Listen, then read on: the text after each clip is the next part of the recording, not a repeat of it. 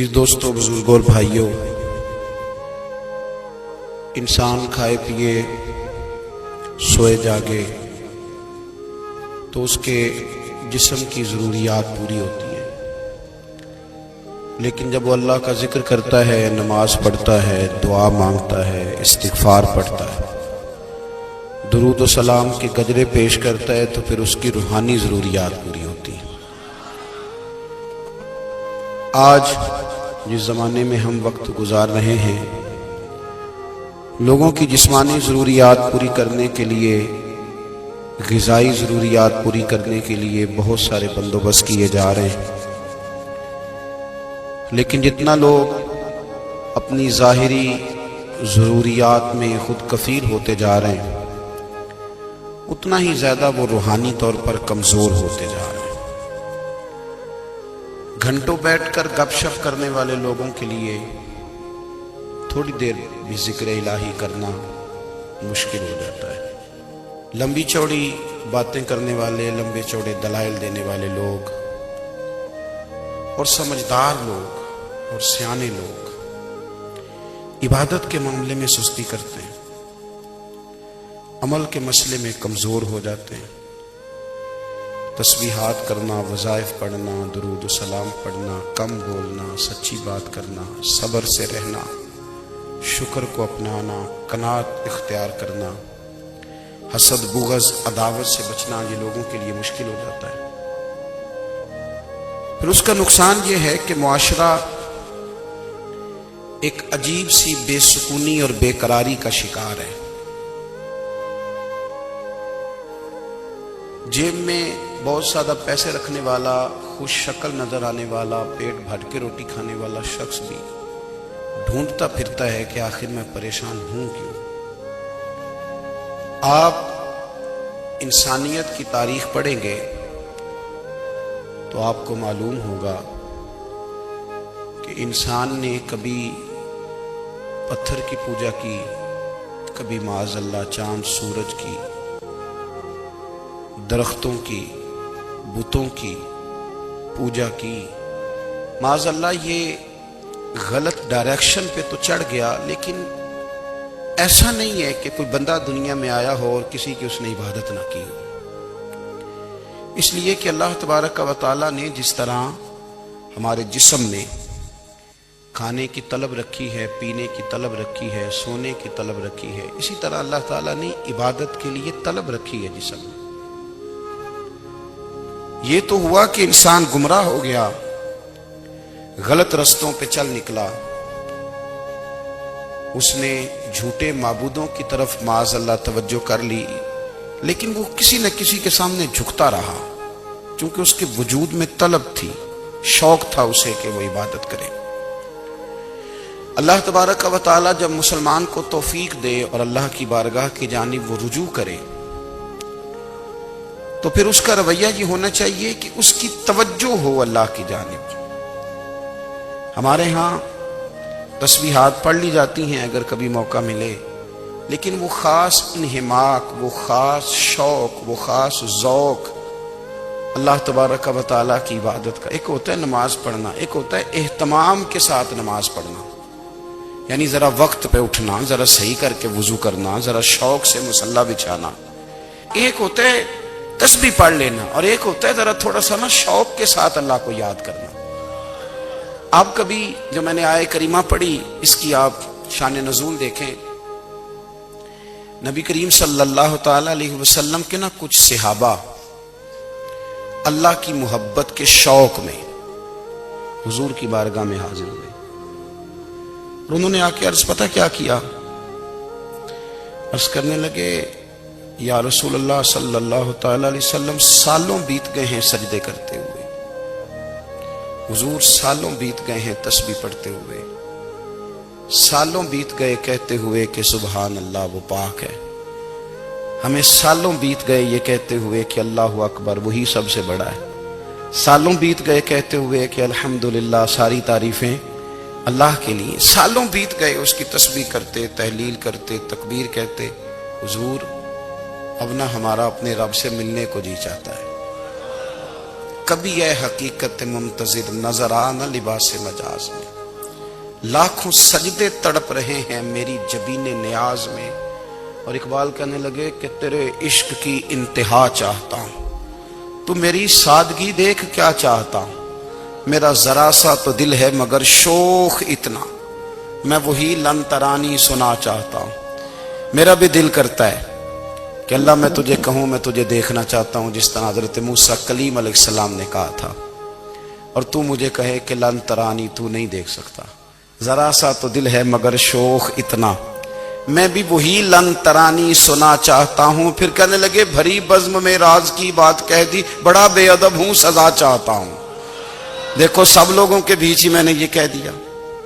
میرے عزیز صحابہ نا شوق میں، کتنے سارے لوگ ہیں آپ، کتنی ماشاءاللہ بڑی تعداد میں آپ آئے، ہم بھی کبھی اس شوق میں گئے ہیں کہ ہمارے رب کو دیکھنے کو دل چاہتا ہے، ہمارا جی چاہے وہ کبھی ہمیں ملے، ہم کبھی اس کی زیارت کریں، اس کی بارگاہ کرم میں ہم حاضر ہوں۔ صحابہ نے عرض کیا یا رسول اللہ صلی اللہ تعالی وسلم ہمارا رب کہاں ہے؟ ہمارا نا اپنے رب کو دیکھنے کو جی چاہتا ہے۔ جب صحابہ نے یہ عرض کیا تو اللہ نے قرآن مجید نازل کیا، فرمایا وَإِذَا سَأَلَكَ عِبَادِي عَنِّي فَإِنِّي قَرِيبٌ، محبوب جب میرے بندے آپ کی بارگاہ میں آ کے میرے بارے میں پوچھے نا تو ان سے کہہ دینا میں ان کے قریب ہی ہوں، قریب ہی ہوں۔ دلیل کیا ہے؟ آئی اذا دان، یہ جب بھی مجھ سے دعا مانگیں گے میں ان کی دعاؤں کو قبول فرماؤں گا، میں ان کے قریب ہوں، میں ان کے قریب ہوں۔ یہ جب بھی دعا مانگیں گے نا میں قبول کروں گا، میں ان کے قریب ہوں۔ اللہ تبارک و تعالیٰ کے بندے اللہ سے محبت کرتے، رب کی بارگاہ میں جھکتے، اس کو اپنے دکھ سناتے، اس کے پیارے محبوب صلی اللہ تعالیٰ علیہ وسلم کا وسیلہ لے کے اس کے حضور حاضر ہو جاتے، پیشانیاں سجدوں سے روشن ہوتی۔ ہم نہ ہر چیز کے لیے وقت نکالتے ہیں، ہر چیز کے لیے، لیکن عبادت کے لیے وقت نہیں نکالتے۔ ہر شے آباد ہے، ہر شے، ہماری فیس بک بھی آباد ہے، واٹس ایپ بھی آباد ہے، ہمارے ٹویٹر بھی آباد ہیں، ہماری ہر چیز آباد ہے۔ سب سے کم آباد ہمارا مصلی رہ گیا ہے، سب سے کم۔ وہ لوگ اب ڈھونڈنے سے ملتے ہیں جن کی بغل میں مصلی ہوتا تھا۔ میرے بھائی آپ کتنا کو دنیا کے پیچھے بھاگو گے تھکا دے گی، کتنا دولت کے پیچھے بھاگو گے تھکا دے گی۔ آپ جب اپنی زندگی میں جمع تفریق کرو گے نا تو مرتے وقت احساس ہوگا کہ سارا کچھ تو لوگوں کے لیے کیا، اپنے لیے تو کر ہی کچھ نہیں سکے۔ اور ہم عبادت کے معاملے میں بہانے بازی بھی کرتے ہیں، ہم کہتے ہیں اوہو رزق کمانا بھی تو عبادت ہی ہے نا، تو میں حلال روزی کے لیے جا رہا ہوں، یہ بھی تو عبادت ہے نا۔ میری طرح کے لوگ کہہ دیتے ہیں کہ میں سویرے اٹھ کے مدرسے میں کچھ اسباق دیکھتا ہوں تو یہ بھی تو عبادت ہے، میں بیان کرنے کے لیے مطالعہ کرتا ہوں تو یہ بھی تو عبادت ہے نا، اتنے لمبے سفر کر کے ملک میں دنیا میں گھومتا ہوں تو یہ بھی تو میں عبادت ہی کر رہا ہوں۔ اب اسپیشل نفلوں کے لیے وقت کس طرح نکلے، اسپیشل کر کے تسبیح میں کیسے چلاؤں، میں سارا کچھ ہم بہانے بنا لیتے ہیں نا۔ میرا سوال یہ ہے کہ یہ ساری باتیں صحابہ کو، نبی کریم کو، دیگر لوگوں کو بھی تو پتہ تھی نا، لیکن آپ غور تو کریں 23 سال حضور کو وقت ملا، مختصر وقت ظاہراً تبلیغ کرنے کے لیے، پوری دنیا میں دین بھی پھیلانا ہے۔ گھر میں 11 ازواج ہیں، 4 بیٹیاں ہیں، ان کی اولادیں، سارے کام کاج بھی دیکھنے، لیکن سیدہ طیبہ طاہرہ حضرت عائشہ صدیقہ رضی اللہ تعالیٰ عنہ فرماتی ہیں سارا دن تبلیغ کرتے، ہر غلام کے دکھ سنتے، گھر میں آتے تو اپنے گھر والوں کا خیال کرتے، کام میں ہمارا ہاتھ بٹاتے۔ قربان جاؤں، کہتی ہیں زمانہ سارا سو جاتا لیکن آمنہ کے لال مصلی بچھا لیتے۔ دنیا سو گئی، ساری سب سو گئے، جو خدام تھے، وہ جو غلام تھے وہ سو گئے۔ صحیح مسلم نے لفظ ملیں گے، سیدہ پاک فرماتی ہیں او میرے نبی کے غلاموں، میں نے یہ رنگ بھی دیکھا ہے کہ حضور نے اتنا کھڑے رہے، اتنا قیام کیا، اتنا قیام کیا کہ مقدس پیروں میں ورم آ گئے، سوج گئے پیر، اتنے بڑے۔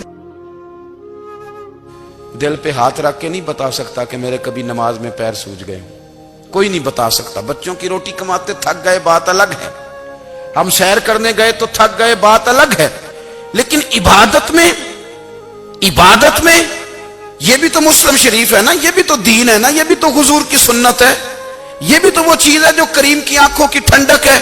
سیدہ فرماتی ہیں پیروں میں ورم آ گئے اور ساری رات ہی حضور نے نماز پڑھی اور ایک ہی آیت بار بار دہرائی۔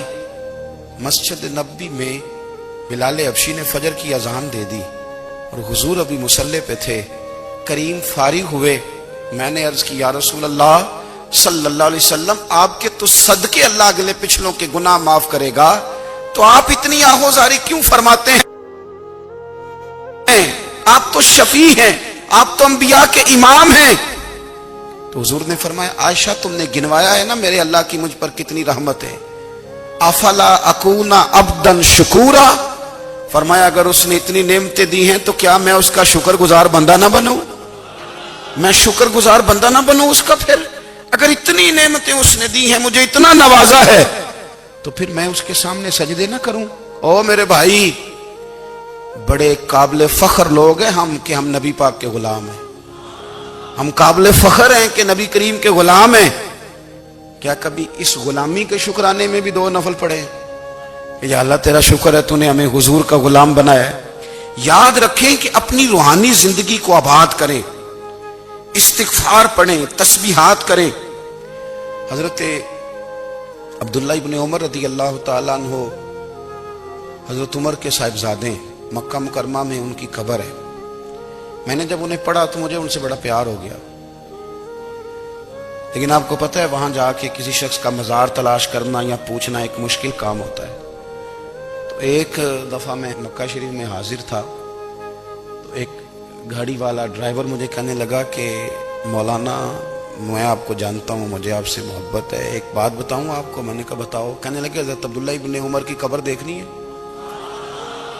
میں نے کہا یہ تو نہیں کہہ رہا، یہ کسی نے بندوبست کرایا ہے، یہ اللہ نے تیرے دل میں بات ڈالی ہے، یہ ہو گیا تو لے چل مجھے۔ حضرت عبداللہ ابن عمر کو نبی پاک نے فرمایا تھا راجل صالح، یہ نیک بندہ ہے، یہ متقی آدمی۔ حضرت عبداللہ ابن عمر رضی اللہ تعالیٰ عنہ سیدنا فاروق اعظم رضی اللہ تعالیٰ عنہ کے صاحبزادے ہیں، اور ان کی ہمشیرہ سیدہ حفصہ رضی اللہ تعالیٰ عنہ حضور کی زوجہ محترمہ ہے۔ ایک دن اپنی ہمشیرہ سے کہنے لگے کہ نبی کریم صلی اللہ تعالیٰ علیہ وسلم گھر میں آئے نا، اور اگر حضور غم امت میں پریشان نہ ہوں، طبیعت کو حشاش بشاش دیکھو، تو ذرا پوچھنا تو صحیح حضور کا میرے بارے میں کیا خیال ہے، پوچھنا تو صحیح کہ کریم کی بارگاہ میں میرا کیا مقام ہے، میرے بارے میں حضور کیا فرماتے ہیں۔ اب بہن کو کام بتائے اور بتائے بھی بھائی، اور پھر بہن وہ کام نہ کرے، یہ تاریخ میں ہوتا نہیں۔ حضرت عمر فاروق رضی اللہ تعالیٰ عنہ کی صاحبزادی ام المومنین رضی اللہ تعالیٰ عنہ فرماتی ہیں کہ میں تو بس منتظر تھی، انہوں نے تو کہا تھا نا کہ اگر تم حشاش بشاش دیکھو تو بات کرنا، لیکن حضور تشریف لائے، میری باری تھی، میرے گھر تشریف لائے، کھانا پیش کیا تو فوراً میں نے عرض کی حضور ایک بات پوچھنی تھی۔ تو حضور نے فرمایا پوچھئے۔ میں نے عرض کی حضور میرے بھائی عبداللہ ابن عمر کے بارے میں آپ کا کیا خیال ہے؟ نوجوانوں میری بات پہ غور کرنا، میرے بھائی کے بارے میں آپ کا کیا خیال ہے؟ تو نبی کریم صلی اللہ تعالیٰ علیہ وآلہ وسلم نے میری طرف دیکھا اور پھر حضور زیر لب تھوڑا مسکرائے، اور بریلی کے امام کہتے ہیں کہ حضور مسکرا دیتے تھے نا تو جو بڑا دکھی ہوتا تھا وہ بھی ہنس پڑتا تھا۔ اب سوال پیدا ہوتا تھا کہ پھر تو اس مسکراہٹ کے لیے انتظار کرنا پڑتا ہوگا کئی مہینے کہ حضور مسکرائیں تو رونے والے ہنسیں، تو اعلیٰ حضرت فرماتے نہیں، انتظار نہیں کرنا پڑتا، یہ مسکراتے رہنا تو حضور کی عادت ہے۔ جس کی تسکین سے روتے ہوئے ہنس پڑے اس تبسم کی عادت پہ لاکھوں سلام، یعنی یہ تو عادت ہے حضور کی مسکراتے رہنا، اس کے لیے انتظار نہیں کرنا پڑتا۔ بھائیو آپ خیال رکھیں گے، غور کریں گے، حضرت عبداللہ ابن عمر رضی اللہ تعالیٰ عنہ کے بارے میں پوچھا تو سیدہ فرماتی ہیں کہ نبی کریم صلی اللہ تعالیٰ علیہ وسلم نہ زیر لب مسکرائے اور فرمائے حفصہ تیرا بھائی ہے تو اچھا، لیکن میں نے سنا ہے کہ عشاء کی نماز پڑھتا ہے تو فجر تک سویا ہی رہتا ہے۔ او نوجوانوں، 10 بجے تک سونے کی بات نہیں ہوئی، 9 بجے تک سونے کی بات نہیں ہوئی، 11 بجے اٹھنے کی بات نہیں۔ حضور فرمانے لگے میں نے سنا ہے کہ عشاء کی نماز پڑھ کے سو جاتا ہے اور فجر تک سویا ہی رہتا ہے، اسے چاہیے کہ تہجد کے وقت اٹھا کرے، اللہ کی بارگاہ میں حاضر ہوا کرے، آہوزاری کرے، سجدے کرے، عبادت کرے، اٹھتا ہے اور فجر میں جا کے اٹھتا ہے۔ حضرت جناب حفصہ رضی اللہ تعالیٰ عنہ کہتی ہے میں نے جناب عبداللہ ابن عمر کو پیغام دیا اور میں نے کہا میرے جوان بھائی سن، نبی پاک نے فرمایا ہے تو اچھا پر تہجد میں نہیں اٹھتا، نفل نہیں پڑھتا۔ او میری ملت کے جوانوں، مزہ نہیں آ جاتا جب ساری دنیا سوئی ہو، ساری دنیا، اور بستر بھی گرم ہو اور نیند بھی پورا غلبہ کر رہی ہو، اور اچانک گھنٹی بجے دماغ میں، آنکھ کھلے، گھڑی پہ نظر پڑے، 3:30 4 بجے کا پیغام گھڑی بتائے، اور کوئی چڑھتی جوانی والا اٹھ کے وضو کرے، اور جب وہ مصلی کھول کے بچھائے تو مدینے والے محبوب کہتے ہیں کہ ہر نماز پہ رب ثواب دیتا ہے، اور جو اٹھ کے تہجد کی نماز پڑھے اسے دیکھ کے تو رب مسکراتا ہے، جو اس کی شان کے لائق ہے، جو اس کی شان کے لائق، وہ مسکراتا ہے، خوش ہوتا ہے کہ میرا بندہ تہجد میں اٹھ گیا، وہ مسکراتا ہے۔ کاش ہماری صبحیں کبھی اپنے مالک کے نام ہو جائیں، کاش کہ صبح حضرت ابو الحسن رحمت اللہ تعالی علیہ حضرت معاذ ابن جبل رضی اللہ تعالیٰ عنہ کے پاس بیٹھا کرتے تھے، فرماتے ہیں ان سے جو پیار بڑھا تو پھر میرا مصلی سے بھی بڑھ گیا۔ تابعی ہیں، فرماتے ہیں صحابی رسول سے محبت ہوئی تو ذکر سے بھی ہو گئی، پھر درود شریف سے بھی ہو گئی، محبت ان سے بڑھی تو پھر اللہ نے مسجد کا پیار بھی بڑھا دیا۔ آپ فرماتے ہیں کہ میری ہر وقت طبیعت چاہتی تھی کہ بس اللہ اللہ کروں، بس اللہ اللہ کروں، بس نہ میں ذرا تھوڑی جان چھڑاؤں لوگوں سے، کوئی 10 منٹ ملے تو میں کچھ 4 نفل پڑھ لوں، میں تھوڑا سا نہ بچوں لوگوں سے، اور مجھے تسبیح ملے تو میں نہ کچھ 400-500 دفعہ استغفار پڑھوں، سبحان اللہ، الحمدللہ، اللہ اکبر، لا حول ولا قوت الا باللہ، میں نہ تسبیحات پڑھوں۔ فرماتے ہیں کہ بچے تھے گھر میں 6-7، غربت تھی، کام ملتا کوئی نہیں تھا، اور میں کام چور نہیں تھا، کام ڈھونڈتا تھا، پر اللہ کی قدرت کے کام نہیں ملتا تھا۔ فرماتے ہیں کہ میں نے ایک دن اپنی اہلیہ سے کہا کہ آج میں پھر جاتا ہوں کام ڈھونڈنے، تو میری بیوی بڑی فرما بردار تھی، پر اس دن نہ غربت کے ہاتھوں تنگ آ کے کہنے لگی آج نانا کوئی تو چیز لے کے آیا، تو مجھ سے بچوں کی بھوک نہیں دیکھی جاتی، سب روگاں دا روگ محمد جس دا نام غریبی، کنڈ بلا کے لنگ جاندے نہیں دوست یار قریبی، آج نہ کچھ لے کے آیا تو میں بچے لے کے چلی جاؤں گی۔ شیخ فرماتے ہیں کہ میں بڑا پریشان گھر سے نکلا، پر میں نے صبح سے لے کے زور تک کام ڈھونڈا، کام ملا کوئی نہیں، تو میرے دل میں خیال آیا چلو کام نہیں ملتا تو اللہ اللہ تو کرے نا، چلو بندوں کی مزدوری نہیں ملتی تو رب کریم کی عبادت ہی کرتے ہیں۔ فرماتے ہیں کہ میں نے نا فرات کے پانی سے وضو کیا، نہر کے، شدید دھوپ تھی، ساتھ ریت تھی اور ریت تپ رہی تھی، میں نے اپنا رومال وہیں مصلی کے طور پر بچھا لیا، اور فرماتے ہیں کہ زور سے لے کر عصر تک نماز پڑھی، دھوپ بھی پورے زور پہ، پر میرے سجدے کا ذوق بھی پورے زور پہ۔ فرماتے ہیں سورج بھی چمک رہا ہے اور رب کی عبادت کا ذوق بھی پورے زور پہ، میں سجدہ کروں تو پھر میرا اٹھانے کو جی نہ چاہے۔ میرے استاد لکھا کرتے تھے، یہ ان کا شعر ہے، وہ کہا کرتے تھے مجھے سوز دے، مجھے ساز دے، اور مجھے نیم شب کا نیاز دے، دم سجدہ خود کو میں توڑ دوں، مجھے ایسا ذوق نماز دے، اور میں تیری بہار کا پھول ہوں، میں کھلا بھی ہوں تو تیرے لیے، مجھے میری شاخ سے توڑ لے، مجھے اپنی زلف کا ناز دے۔ بھائی فرماتے ہیں کہ عصر تک میں نے نفل پڑھے، دل ڈھلنے لگا، عصر کی نماز پڑھی اور میں وہاں سے چلا۔ اب میں جب نکلنے لگا تو دل میں خیال آیا کہ چھوٹی چھوٹی دیواریں ہیں گھر کی، بغیر کچھ لیے جاؤں گا تو بیوی دور سے دیکھے گی تو شور کرے گی کہ پھر خالی ہاتھ آ گیا ہے۔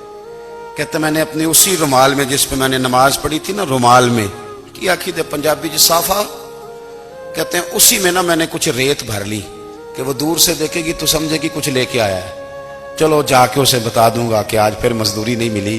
کہتے ہیں وہ ریت لے کر جب میں گھر میں گیا تو پہلے بیوی دروازے پہ کھڑی ہوتی تھی، پوچھتی تھی خالی ہاتھ آ گئے ہو؟ آج میں نے دیکھا تو ہے ہی کوئی نہیں۔ فرماتے ہیں میں اندر داخل ہوا، سلام لیے، کونے میں میں نے وہ رومال رکھ دیا اور میں نے آواز دی کہ بھلی مانس کہاں ہو؟ تو وہ کہنے لگی آپ منہ ہاتھ دھو لیں، میں روٹی لے کے آئی۔ میں نے کہا روٹی کہاں سے آ گئی؟ یہاں تو کئی دنوں کے فاقے، تو کئی دنوں کی غربت ہے، یہاں تو اس گھر میں تو فقیری ہے۔ فرماتے ہیں کہ وہ روٹی لے کے آئی اور اس وقت کی جو موجودہ نعمتیں تھیں، سمجھ لیں سلاد، اچار، ہر چیز ساتھ لائی۔ میں نے کہا کہ بچے کہاں گئے؟ کہنے لگی وہ کھانا کھا کے کھیلنے گئے، آپ کھانا کھا لیں آ جاتے۔ کھانا اس نے چن دیا۔ میں نے حیرت انگیز لہجے میں ساری نعمتیں اپنے دسترخوان پہ دیکھ کر کے بیوی سے پوچھا یہ کہاں سے آیا کھانا؟ بچوں کو تو نے کہاں سے کھانا کھلایا؟ یہ سارا کچھ کیسا ہے؟ تو کہنے لگی پتہ نہیں آج آپ کس کریم کی مزدوری کرنے چلے گئے تھے، پتہ نہیں کس کریم کی، میرے گھر میں تو اتنی نعمتیں آئی ہیں کہ مجھ سے سنبھالی نہیں جا رہی، اتنا اناج ہے، اتنا گندم ہے، کس کریم کے دروازے آج چلے گئے تھے؟ یہ کہتے کہتے وہ اٹھی اور اٹھ کر کے کہنے لگی پہلے بڑا کچھ آیا تھا، اب کیا لے آئے ہو؟ اور جا کر کے نا اس نے وہ ریت والا رومال کھولا، کہنے لگے میں تو لے کے آیا تھا ریت، تو میرے رب نے اسے بھی سونے اور ہیرے بنا دیا تھا۔ جب آپ کی توجہ اللہ کی جانب، میرے نبی پاک صلی اللہ تعالی علیہ وسلم نے فرمایا ہر چیز اپنے رب سے مانگ، ہر چیز مانگ، ہر چیز مانگ۔ یا رسول اللہ کیا کچھ؟ میرے محبوب نے فرمایا تیرے گھر میں نمک بھی ختم ہو جائے تو وہ بھی اپنے رب سے مانگا کر، تو مانگنا وہ تجھے دے گا، تو اس کی بارگاہ میں کشکول طلب دراز تو کرنا۔ اور ترمذی شریف میں عجیب لفظ ہے، رسول کائنات نے فرمایا، رب کریم فرماتے ہیں جب میرا بندہ ہاتھ اٹھاتا ہے نا تو مجھے حیا آتی ہے کہ میں خالی کیسے لوٹا دوں اس کے۔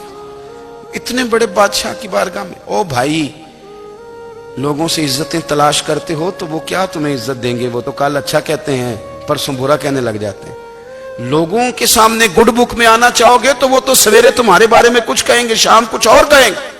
اپنی روحانی زندگی آباد کریں، اپنے مسلح کو وقت دیں، اور دنیا سے چھپ کر اس موبائل کو بند کر کے اور اپنے آپ سے بھی چھپ کے اور تنہا ہو کے چھپا کے سارا کچھ اپنے آنسو اپنے رب کی بارگاہ میں پیش کریں، اس کے حضور حاضری دیں۔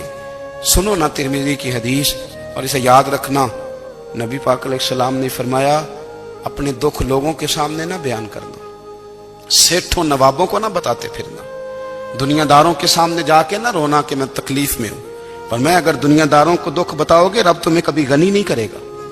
اور لوگ ہیں کہ الٹا مذاق اڑائیں گے، آپ کی جس سے بڑی پکی یاری ہے نا، پکی، وہ تب تک پکی ہے جب تک آپ نے 50,000 مانگا نہیں، اور جس وقت آپ نے کہہ دیا کہ میں مجبور ہوں میری مدد کر تو پھر ختم ہو گئی دوستی۔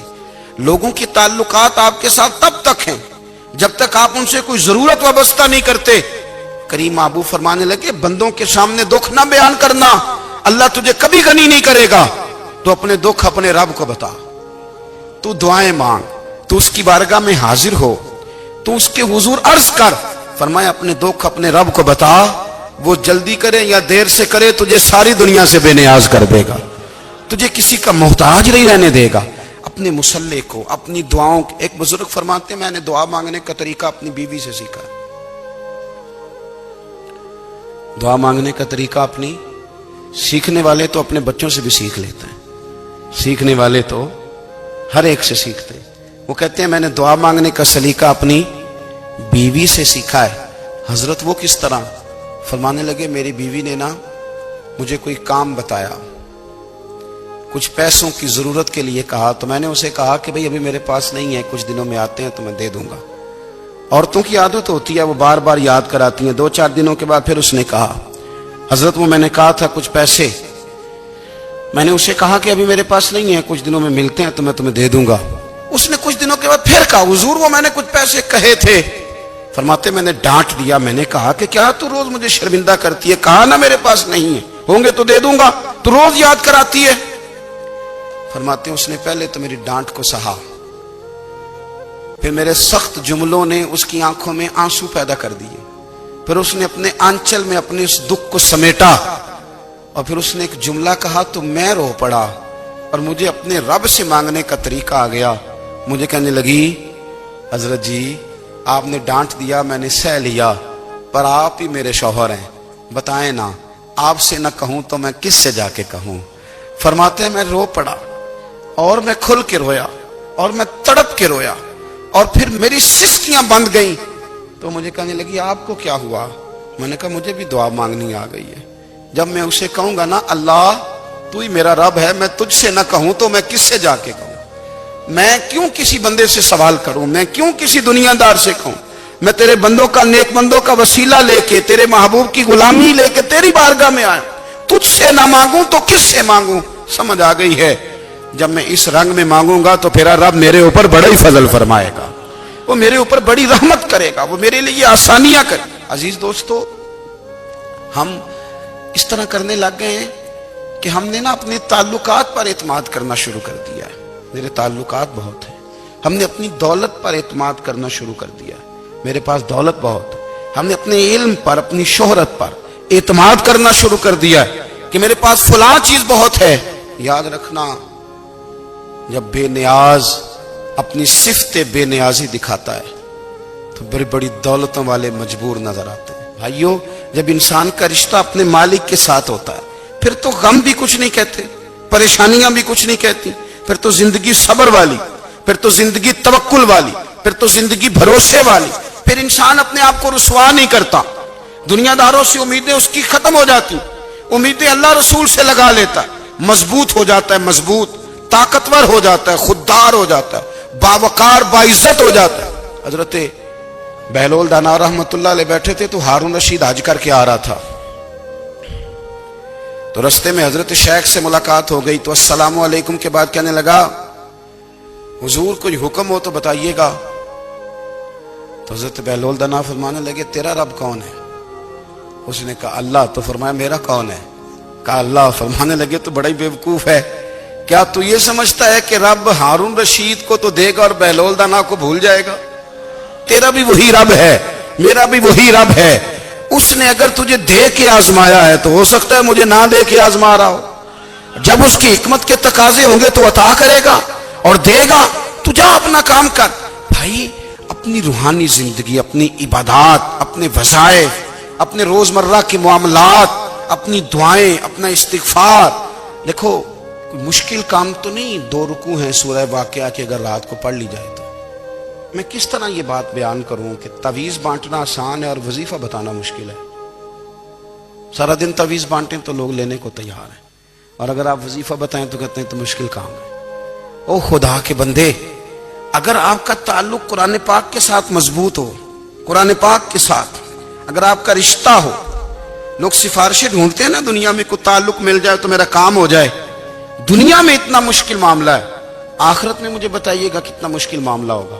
میرے نبی پاک صلی اللہ تعالی علیہ وسلم نے فرمایا جو لوگ سورہ ملک پڑھا کرتے تھے نا، سورہ ملک، یہ سورت ملک قیامت میں ان کی سفارش کرے گی اور اس طرح کرے گی کہ کہے گی اے اللہ یہاں اس بندے کو جنت میں داخل کر دے یا مجھے قرآن پاک سے علیحدہ کر دے.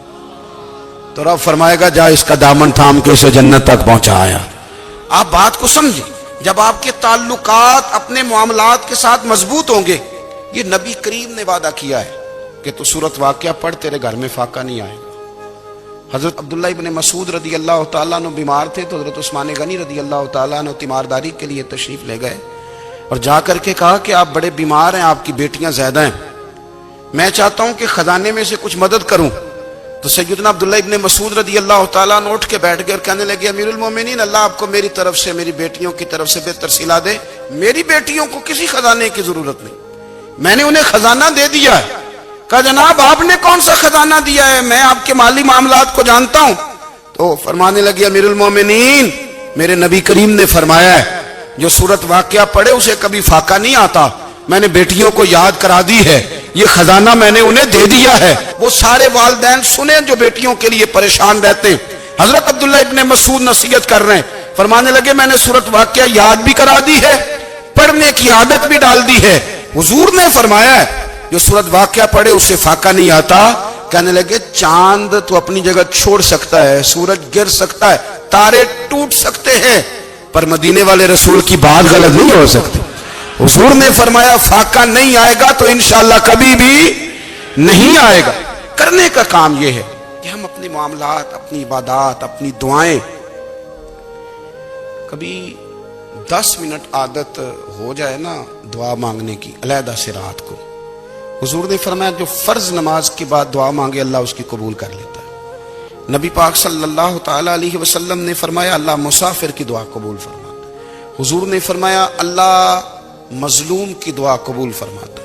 حضور نے فرمایا بیمار سے دعا کراؤ اللہ اس کی دعا قبول فرماتا ہے۔ میرے نبی پاک نے فرمایا ماں باپ جب بھی اولاد کے لیے ہاتھ اٹھائیں، ویسے تے بلے شاہ تو آسمانی اڈدیاں ہی پھڑ دیں، جڑا گھر بیٹھا انہوں بڑھیا ہی نہیں۔ حضور فرمانے لگے ماں باپ جب بھی اولاد کے لیے دعا فرمائیں اللہ ان کی دعا کو قبول کرتا ہے۔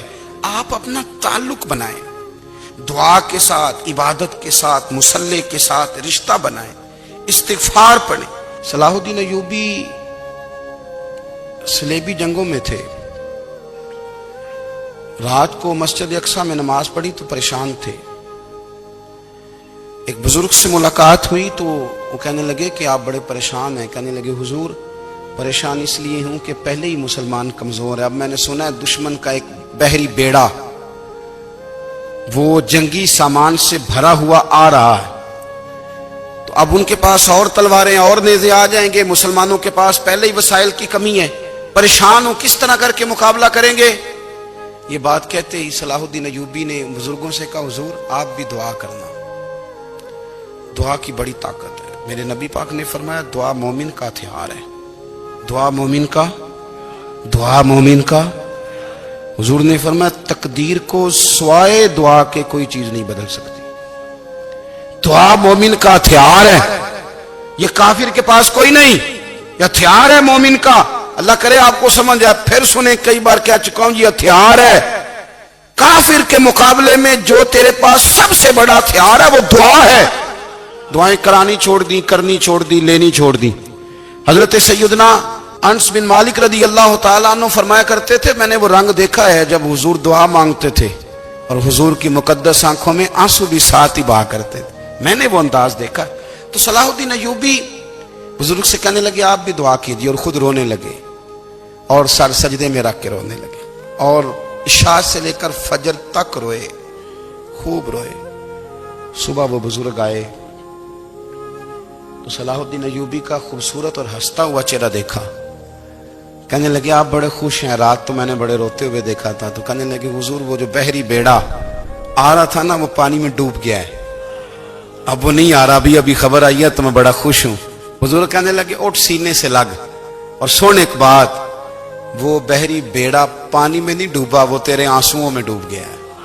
وہ جو تو رات رویا ہے نا رب کریم کی بارگاہ میں تو وہ ڈوب گیا ہے۔ بھائی اپنا مصلی کا، عبادت کا، وظائف کا، اللہ اللہ کا سلسلہ اس کو مضبوط کرے، اپنی دعاؤں کے تعلق کو مضبوط کرے۔ دعائیں بڑے انقلاب برپا کر دیتی ہیں۔ ہم تھوڑے تھوڑے نا جب سے خشک ہوئے ہیں نا، خشک، اور میری تو جماعت ہی صوفیاء کی جماعت تھی، ہم تو داتا علی اجمیری کی جماعت سے، ہم تو خواجہ اجمیری کی جماعت سے، ہم تو شیخ احمد فاروق سرہندی کی جماعت سے، ہم تو صوفیاء کی جماعت۔ ہماری جماعت نے بھی وہ تعلق جو ہمارے بزرگوں نے بنایا تھا۔ بزرگ اللہ کے قریب کیسے جاتا ہے؟ تو ہمارے یہاں نا بہت سارے لوگ کہتے ہیں جی نظر ہو گئی تو کام ہو گیا۔ بھائی جو بخاری مسلم میں طریقہ ہے نا اللہ کا قرب پانے کا وہ تو نفل ہے۔ نبی کریم علیہ الصلوۃ والسلام نے فرمایا بندہ نفلوں کے ذریعے رب کے قریب جاتا ہے، اور اتنا قریب جاتا ہے کہ پھر اللہ اس کی زبان بن جاتا ہے، اللہ اس کی آنکھیں بن جاتا ہے، کان بن جاتا ہے، ہاتھ اور پیر بن جاتا ہے۔ تو یہ تو عبادت ہے، یہ تو اللہ کی بارگاہ کی حاضری ہے جو آپ کو اللہ کے قریب کرے گی۔ تو اپنے نماز کو اہمیت دے کے ادا کریں، نمازیں موبائل بند کر کے ادا کریں۔ لیکن نا کچھ لوگ کہتے ہیں مجھے ٹائم نہیں ملتا نماز کا، تو میں کہتا ہوں یہ آپ نے بڑی جرت کی بات کی ہے۔ مجھے کو میرا پیر بھائی کہہ دینا میرے پاس ٹائم نہیں آپ کو ملنے کا، تو میں کہتا ہوں آج کے بعد آنا ہی نہ۔ تو کیا سمجھتا ہے تو بہت بڑا آدمی ہے، تیرے پاس ٹائم نہیں ہے اور ہمیں ملنے کا ٹائم، موج کر۔ تو آپ نے اللہ رسول کو کہہ دیا ٹائم نہیں۔ اور عجیب فلسفہ ہے نا، کہا جائے نماز پڑھنے آؤ تو کہتے ہیں کپڑے ٹھیک نہیں، اور کہا جائے کہ آؤ ذرا دعوت پہ چلیں تو کہتے ہیں 1 منٹ ٹھہر میں کپڑے بدل کے آیا۔ نماز کے لیے کہا تو کہتا ٹھیک نہیں، دعوت کے لیے کہا تو کہتا میں ذرا تیاری کر لوں، یوں جانا مناسب نہیں۔ یہ معاملہ ٹھیک نہیں۔ رب تو فرماتا ہے کہ جب تم مسجد میں آئے تو زینت اختیار کر کے آ، خوب ذوق سے دعا مانگے، خوب شوق سے نماز پڑھیں، خوب استغفار کا مزاج بنائیں۔ آپ لوگوں کے بیچ رہ کے سکھ حاصل کرنا چاہتے ہیں، لیکن آپ کو پتہ ہے کئی مہینے غار ہرا میں رہنا بھی مدینے والے محبوب کا طریقہ ہے. ہر سال اعتکاف بیٹھنا الگ سے، یہ بھی حضور کا طریقہ ہے. مسجد نبوی کے اندر دروازہ کھلتا تھا نبی کریم کا، پر گھر کے اندر نفل پڑھے نبی پاک. اور حضور فرماتے ہیں کچھ نفل نماز گھر میں بھی پڑھا کرو، گھر کو قبرستان نہ بناؤ. ہمارا گھر اللہ کے ذکر سے آباد ہوگا. اگر ہم نماز پڑھیں گے نا، میں جب سنت پڑھنے کے لیے گھر میں کھڑا ہوتا ہوں تو میرا جو 2.5-3 سال کا بیٹا ہے نا، وہ بھی میرے ساتھ نماز پڑھنی شروع کر دے. اسے پتہ کوئی نہیں نماز کیا ہوتی ہے، لیکن وہ بھی نا سجدہ نہ بھی کرنا ہے تو ساتھ لیٹ ضرور جاتا ہے. پتہ چلا بچے لیکچر دینے سے نماز نہیں پڑھتے، نماز شروع کر دیں تو بچے بھی شروع کر دیتے ہیں. ہم جب پریشان ہوتے ہیں تو لیکچر دیتے ہیں، تو لیکچر تو باہر شاید چل جائے، گھر میں کیسے چلے گا؟ گھر میں تو عمل چلے گا. تو میرے عزیز، آج کے اس روحانی اجتماع میں ہمارے دوستوں نے جو محنت کی، ہم نے بار بار اپنی نیت سے پوچھا خدا ہمیں معاف کرے اگر کوئی ذاتی شہرت ہے، کوئی ہمارے ذاتی مفادات ہیں، رب ہمیں ہدایت دے. ہماری یہ خواہش تھی کہ روحانی اجتماع ہمیں تھوڑا سا اللہ